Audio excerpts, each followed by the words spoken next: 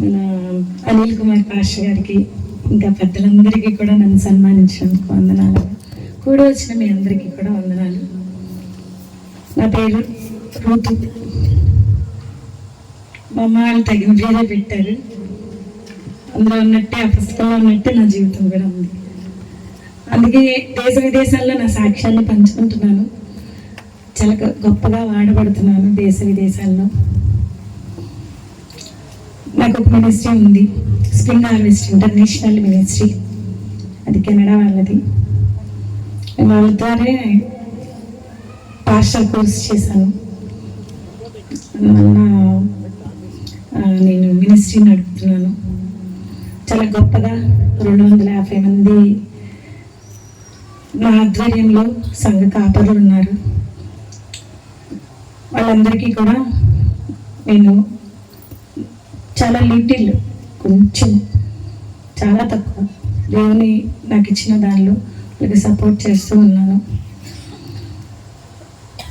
ఇప్పుడు నా సాక్ష్యము చాలా గొప్ప సాక్ష్యము, కానీ అది ఒక సమయం వచ్చినప్పుడు పంచుకుంటానమ్మా. ఎందుకంటే చాలా పెద్దది, సమయం తక్కువ ఉంది, దైవ సేవకుల వర్తమానాన్ని అందించాలి కాబట్టి కొంచెం ఇట్లాగా చెప్పేస్తాను. నాకు మ్యారేజ్ అయ్యి 23 years అయింది. 3.5 yearsకే నా భర్త యాక్సిడెంట్లో చనిపోయారు. అప్పటికే నాకు 2 పిల్లలు. ఒక బాబు 3 years, ఒక బాబుని 4th month ప్రెగ్నెంట్తో ఉన్నాను.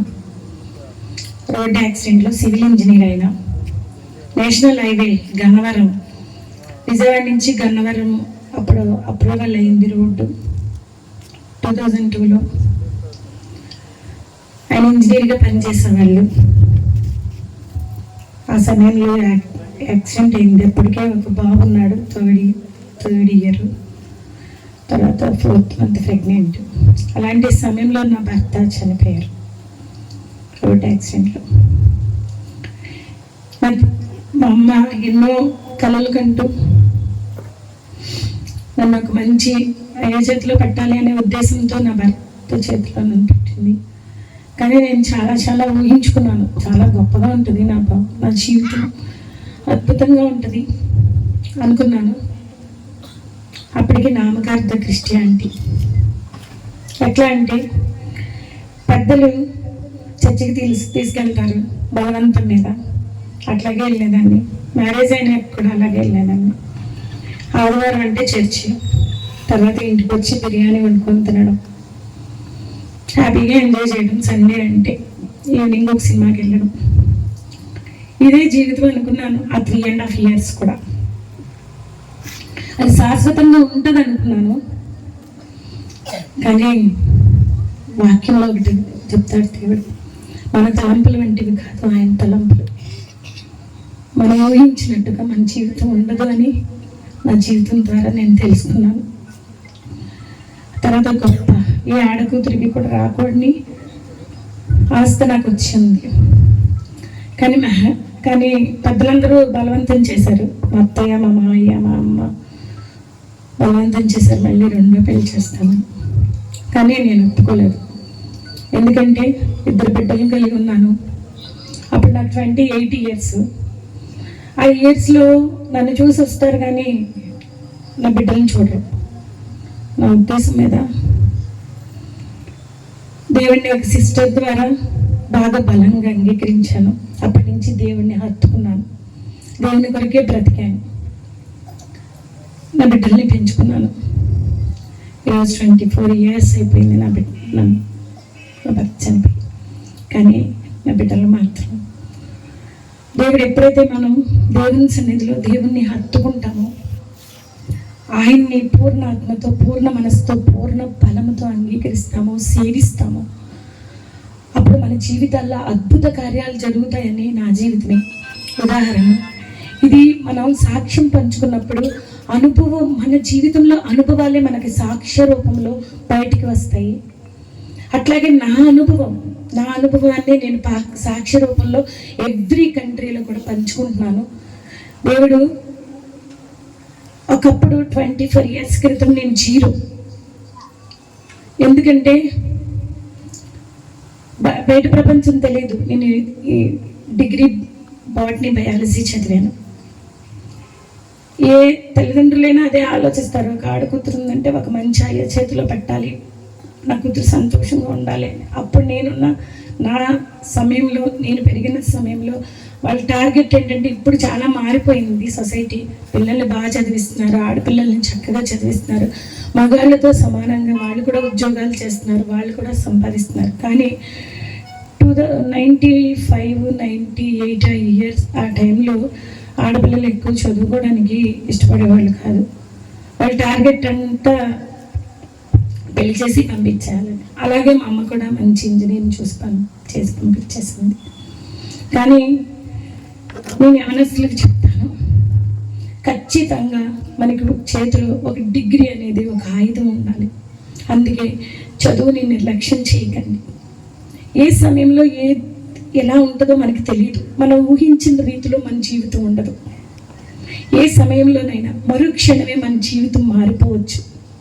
దేవుని చేతిలో మనం పాత్రలుగా ఉన్నాము, ఆయన చేతిలో మట్టి ముద్దలా ఉన్నాం. ఇర్మియా గ్రంథంలో చెప్తాడు, నా చేతిలో మీరు మట్టి ముద్ద, నేను ఏ విధంగా మలుస్తానో ఆ విధంగానే మన జీవితాలు ఉంటాయి.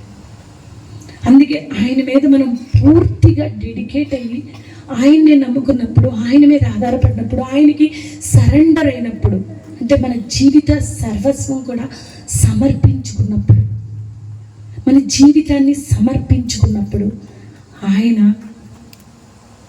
మన పట్ల గొప్ప కార్యాలు చేస్తాడు.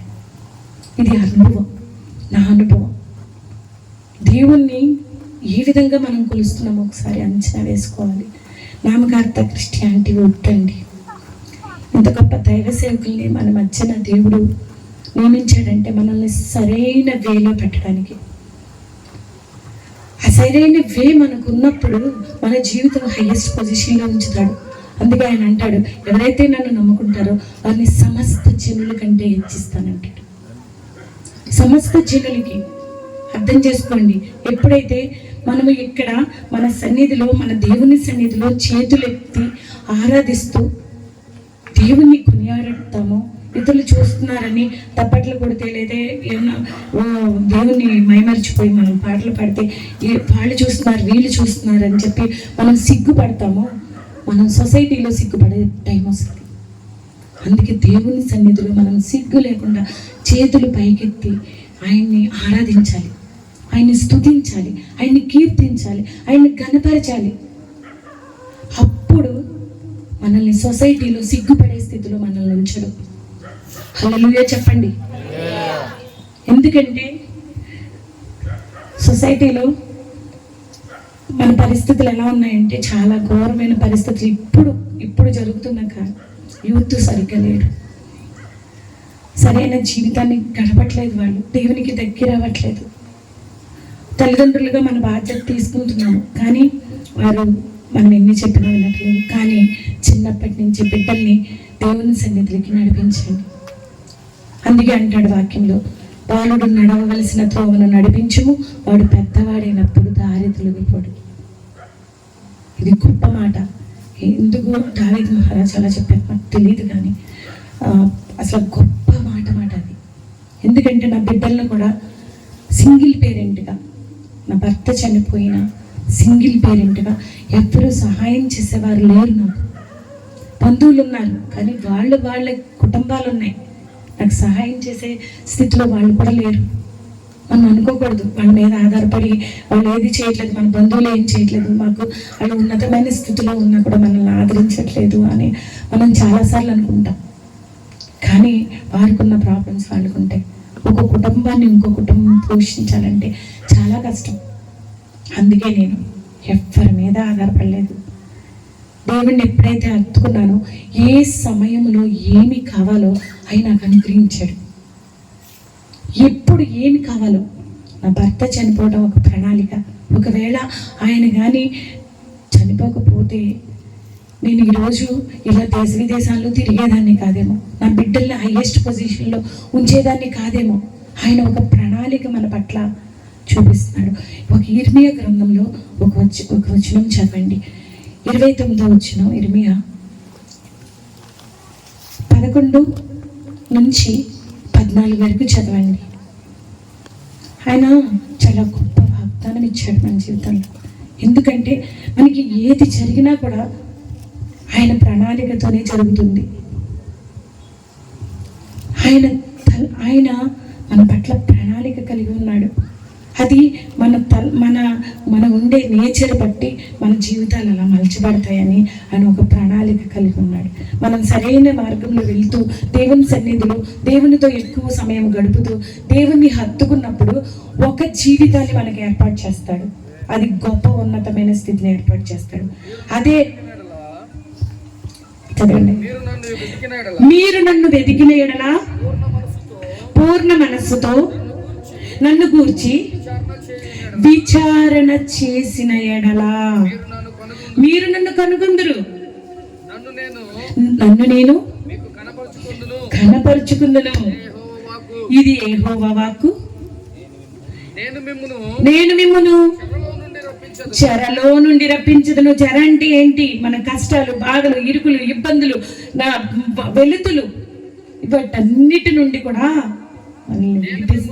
నేను మిమ్మును చెరపట్టియే జనులలోనికి ఏ స్థలంలోనికి మీరు తోలివేసి తినో ఆ జనులందరిలో నుండి, ఆ స్థలములన్నింటిలో నుండి మిమ్మల్ని సమకూర్చి రప్పించదను.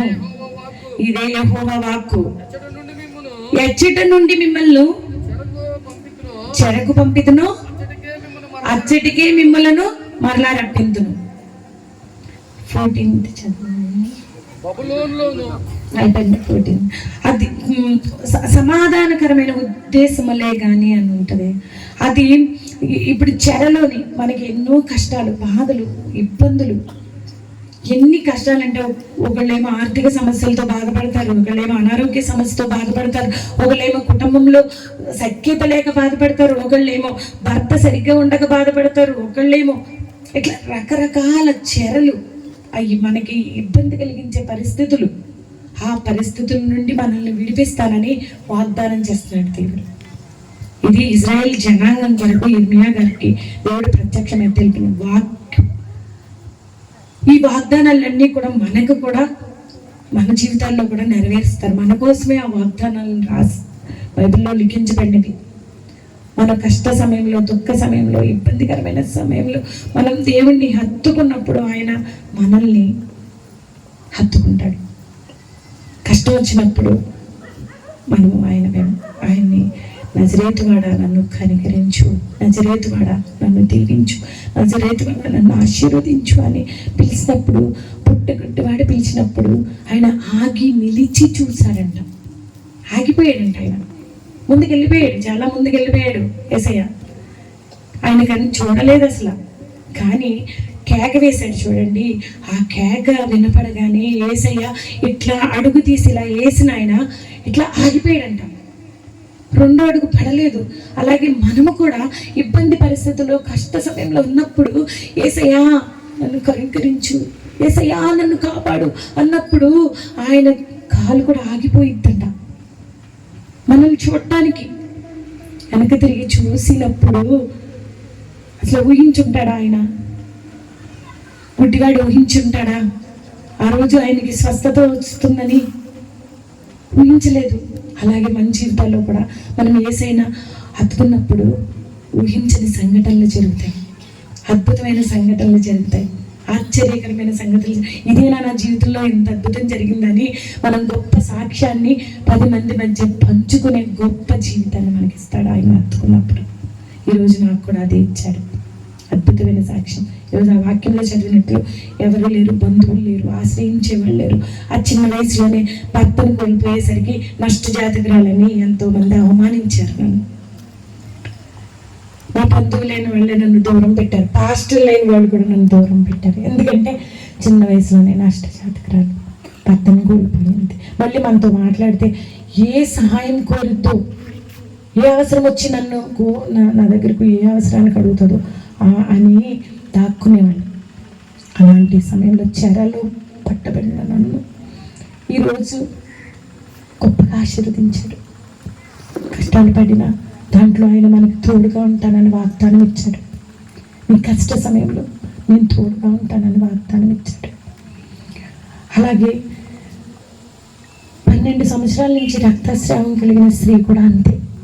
ఎన్నో డబ్బులు వెచ్చిచ్చింది, ఎన్నో కష్టాలు పడింది, ఎన్నో అవమానాలు అనిపించింది, అంటరానితనంతో బాధపడిందంట. ఆనాడు ఇజ్రాయేల్ జనాంగంలో అట్లాంటి క్యాన్సర్తో బాధపడే వాళ్ళంటే దూరంగా పెట్టేవాళ్ళు, కుష్ఠరోగుల్ని దూరంగా పెట్టేవాళ్ళు. అలాంటి స్థితిలో ఆమె వస్త్రపు చెంగును తాగగానే స్వస్థత చేకూర్చింది దేవుడు. అట్లాగే మనకు కూడా, మన కష్టాల్లో కూడా, మన బాధల్లో కూడా, జాబ్ లేదని బాధపడే సమయంలో మనకి గొప్ప జాబ్, ఆలస్యమైన అద్భుతం చేస్తానని దేవుడు వాగ్దానం ఇస్తున్నాడు. అది మన ఎంత ఆలస్యమైతే అంత అద్భుతాన్ని మన జీవితంలో చేయగలడు. అదే నా జీవితంలో నిరూపించబడింది. కష్ట సమయంలో, దుఃఖ సమయంలో, ఎవరు లేని సమయంలో నా బిడ్డల్ని చదివించుకున్నాను.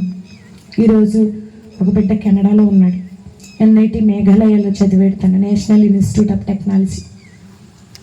ఎప్పుడైతే బిడ్డల్ని దేవుని దగ్గర, దేవుని సన్నిధిలో, దేవుని వాక్యంతో మనం పెంచుతామో అప్పుడు వాళ్ళు భవిష్యత్తు, బంగారు భవిష్యత్తు దేవుడు అనుగ్రహిస్తాడు. అది నా జీవితమే ఉదాహరణ. ఎక్కడో లేదండి, ఎక్కడో సాక్ష్యాలు లేవు, నా జీవితంలోనే ఉంది సాక్ష్యం. కాబట్టి ఎంత బిడ్డల్ని మనం దేవుని సన్నిధిలో, దేవుని వాక్యం చదువుతూ, దేవుని ప్రార్థనలో తెల్లవారుజామున లేచి నేను 3 గంటలకి ప్రార్థన చేసేదాన్ని. 3 గంటలకి అది చాలా చాలా గొప్ప సమయం అండి. హిందూస్ అయితే దాన్ని బ్రహ్మ ముహూర్తం అంటారు. ఆ సమయంలో దూతలు సంచరిస్తాయి.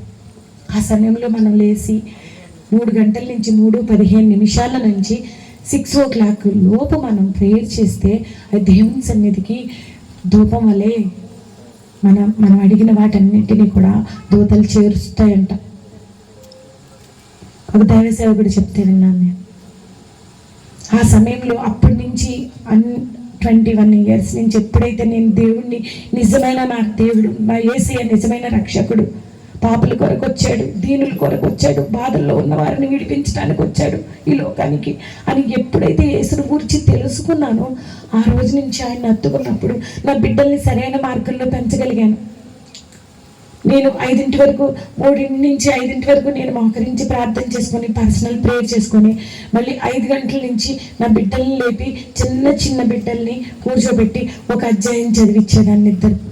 ఒక అధ్యాయం పెద్ద బాబుతో, ఒక అధ్యాయం చిన్న బాబుతో, లిటిల్గా వచ్చి రాని మాటల్లోనే చదువుతూ దేవుణ్ణి దేవుని వాక్యాన్ని చదువుతూ నడుచుకున్నప్పుడు బిడ్డలని ఆశీర్వదిస్తాడు దేవుడు. కాబట్టి దేవుని సన్నిధిలో బిడ్డల్ని కూర్చోబెట్టి బైబిల్ చదివించండి, ప్రార్థన చేపించండి, మన కుటుంబంలో ఉన్న సమస్యలన్నిటినీ వాళ్ళకి తెలియజేయండి. ఆ తర్వాత చిన్న బిడ్డ ఇప్పుడు వెటర్నరీ డాక్టర్గా చదువుతున్నాడు. ఫ్రీ సీట్, ఇద్దరికి ₹1 కూడా నేను పే చేయలేదండి. ఫ్రీ సీట్ అండి ఇద్దరికి కూడా. NIT మేఘాలయ కూడా అంతే, నేను ఇప్పుడు ఫీజు కూడా కట్టలేదు. ఒక హాస్టల్ ఫీజు మాత్రమే నేను పే చేశాను. ఇప్పుడు కూడా నేను హాస్టల్ ఫీజు మాత్రమే పే చేస్తున్నాను. ఇక్కడ వెటర్నరీ డాక్టర్గా గన్నవరంలో చదువుతున్నాడు, 4th year. కాబట్టి మన జీవితంలో దేవుడిని హత్తుకున్నప్పుడు ఇలాంటి అద్భుతాలు జరుగుతాయండి. మన బిడ్డలు సరైన మార్గంలో పెరుగుతారు. కాబట్టి దేవుణ్ణి మన బిడ్డల కొరకు తెల్లవారుజామునే ప్రార్థన చేయడం తల్లిగా, తండ్రిగా మీ బాధ్యత, మీ రెస్పాన్సిబిలిటీ.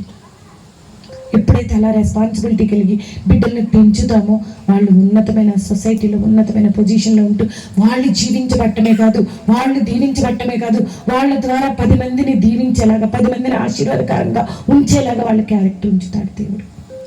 కాబట్టి దేవుణ్ణి హత్తుకోండి. ఆ తర్వాత ఈరోజు నేను బయట ప్రపంచం తెలియదు, నాకు సరిగ్గా ఇంగ్లీష్ కూడా రాదు.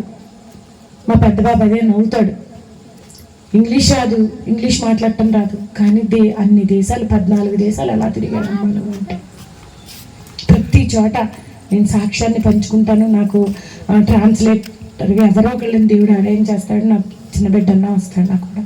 కానీ గొప్పగా వాడబడుతున్నానండి. ఈరోజు స్ప్రింగ్ హార్వెస్ట్ ఇంటర్నేషనల్ మినిస్ట్రీకి డైరెక్టర్ ఇండియా తరఫున. చూడండి, ఒక వాక్యం నాకు బాగా నచ్చే వాక్యం అది. పెంట కుప్పల నుండి దీనులను పైకి లేపుతానన్నాడు. దేనికి పనికిరాని దేనికి పనికిరాని వాళ్ళని పైకెత్తి లేపుతాడు. నన్ను లేపిన దేవుడు మిమ్మల్ని లేపుతాడు. నన్ను ఆశీర్వదించిన దేవుడు, ఆ దేవుణ్ణి మీరు నమ్ముకున్నారు.